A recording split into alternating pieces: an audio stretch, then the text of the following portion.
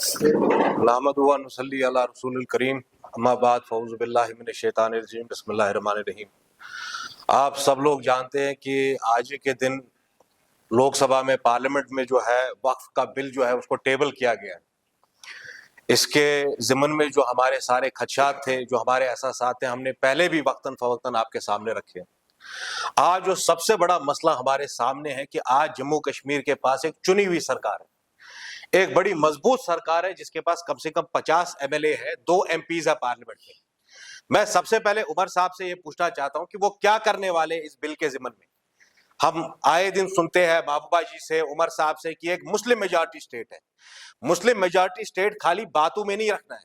Muslim majority state है तो अभी अगर कौम पे मुसीबत आई है उसके लिए भी आपको आगे आना पड़ेगा, मुसलमानों को बचाने के लिए। आप सब लोग जानते हैं कितने फोरा पे जितने भी members parliamentary joint parliamentary committee में थे या जितनी भी अपोजिशन पार्टीज है, उनने वक्तन फवक्तन कहा कि it is a contravention of article 14, 15 and 25 of the Indian constitution. ये वक्फ बिल जो बीजेपी ला रही है ये गैर आईनी है, ये गैर जमहूरी तौर से इसको पेश कर रहे हैं, मुसलमानों पे इसको मुसलत करना चाहते हैं। आप सब लोग भी देख रहे होंगे कि रमजान के पाक महीने में भी चाहे राजस्थान हो, चाहे मध्य प्रदेश हो, चाहे महाराष्ट्र हो, चाहे हिमाचल प्रदेश हो, हर जगह से आपको ये खबरें आ रही थी।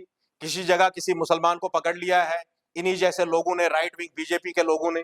कभी आप देख रहे हैं कि मसाजिद के बाहर जो है तलवारें लहराई जा रही है, कभी औरंगजेब के नाम पे। मैं पहली बात ये नरेंद्र मोदी और अमित शाह से कहना चाहता हूं कि अगर वो सही मानों में मुसलमानों के इतने हमदर्द है तो ये जो सारी चीजें हो रही है क्या आपको नजर नहीं आ रही है? औरंगजेब के नाम पे किस तरह मुसलमानों को टारगेट किया जाएगा, नमाज पे किस तरह पाबंदी लगाई जाएगी।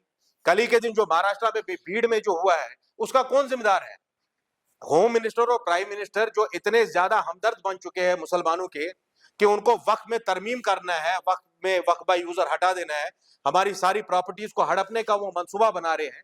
अगर वो सही मानों में इतने हमदर्द है मुसलमानों के तो इतनी नफरत जो फैलाई जा रही है, हर हर आज दिन आप रात को 9 बजे देख रहे हैं ये टीवी के डिबेट जो नोएडा में हो रहे हैं, क्या चल रहा है उसमें, किस तरह हिंदू मुसलमान किया जा रहा है, लव जिहाद हो, घर वापसी हो, इन तमाम चीजों पे आप देख रहे हैं कि क्या रुख है मोदी हुकूमत का।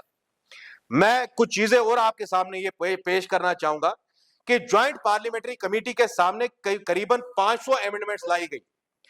जो ज्वाइंट पार्लियामेंट्री कमेटी में अपोजिशन के मेंबर्स थे, 500 अमेंडमेंट लाई गई, खाली 32 ऑफ दैट वाज एक्सेप्टेड। वो भी खाली जो बीजेपी वालों ने अमेंडमेंट्स दी वो उन्होंने एक्सेप्ट की। हम ये पूछना चाहते हैं नरेंद्र मोदी से, क्या यही जेपीसी का आप हवाला दे रहे इस वक्त बिल को लाने से पहले? आपको मालूम है क्लॉज 9 को वो हटाना चाहते थे जिससे इंक्लूजन होता है नॉन मुस्लिम्स का। आपको मालूम है कि भाई गुरुद्वारा प्रबंधक कमेटीज हो, हिंदू एंडोमेंट बोर्ड्स हो, उसमें कोई भी मुसलमान नहीं या किसी और मजहब का आदमी नहीं हो सकता है।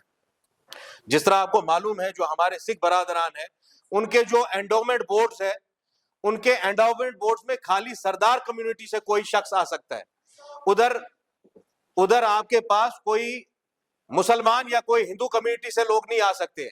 तो हम यही बात कह रहे हैं कि हुकूमत को इसकी तरफ नजरसानी करनी चाहिए।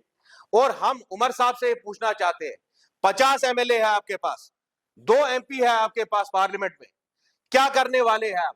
क्या आप साथ में खड़े होंगे मुसलमानों के?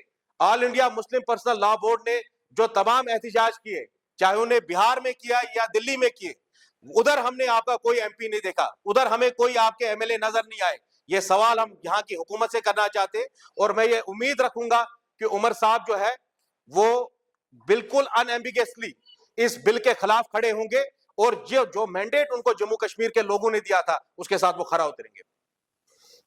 सर, अभी जिस तरह से ये बिल अभी लाई गई है, क्या आपको उम्मीद है कि ये पास हो जाएगी?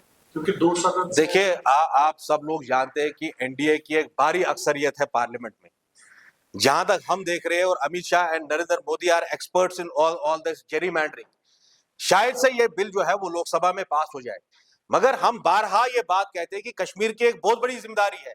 ये पूरे हिंदुस्तान में खाली एक मुस्लिम मेजॉरिटी स्टेट है, खाली ये बात बोलने वाली नहीं है जहां we will have to walk the talk. आज हमारे पास एक इलेक्टेड हुकूमत है, 2 MPs हमारे पार्लियामेंट में है। पहली बात वो मुझे बताए जेपीसी में क्यों नहीं थे आगा उल्ला, या जेपीसी में मियां अल्ताफ क्यों नहीं थे, या रशीद साहब का तो फिर भी कोई एक्सक्यूज है, he is not in the parliament, वो अभी तिहाड़ जेल में बंद है। बाकी दो एमपीज क्या कर रहे हैं? हम उमर साहब से यही कहना चाहते हैं कि आप अपने फराइज को अंजाम दीजिए। लोग आपकी तरफ देख रहे हैं, आपको अपनी जिम्मेदारी पर खरा उतरना पड़ेगा।